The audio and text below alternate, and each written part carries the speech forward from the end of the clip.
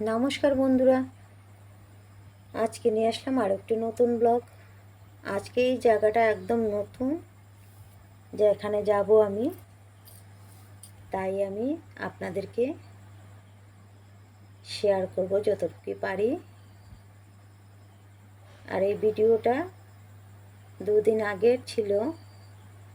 দুদিন আগে মাতৃ সম্মেলনে গিয়েছিলাম আমি, আমার পাড়ার গুরু বোন আর ওনার ছেলে।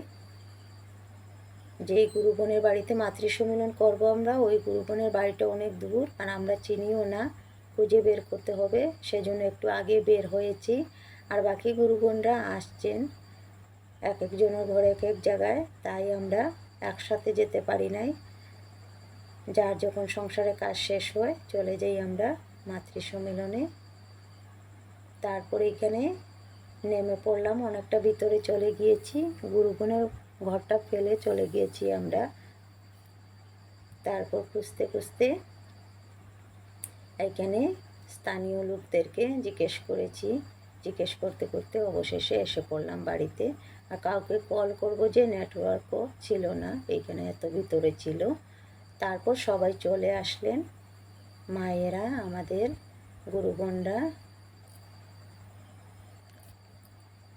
ঠাকুর প্রণাম করে প্রার্থনা করে মাতৃ সম্মেলন শুরু করলাম সবাই মিলে। সামান্য ক্যামেরা বন্দি করলাম আপনাদের জন্য, আপনাদেরকে শেয়ার করলাম, কেননা আপনাদেরও ভীষণ ভালো লাগবে সেই জন্য।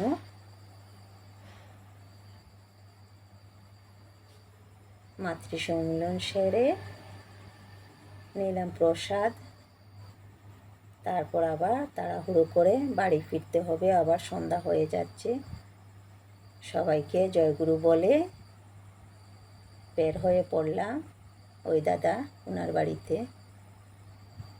ওনারা আমাদের এই দিকেই ছিলেন, ওনারা কয়েকদিন হয়েছে গিয়েছেন ওই সাইডে, তাই বাড়িটা চিনতে অসুবিধা হয়েছিল।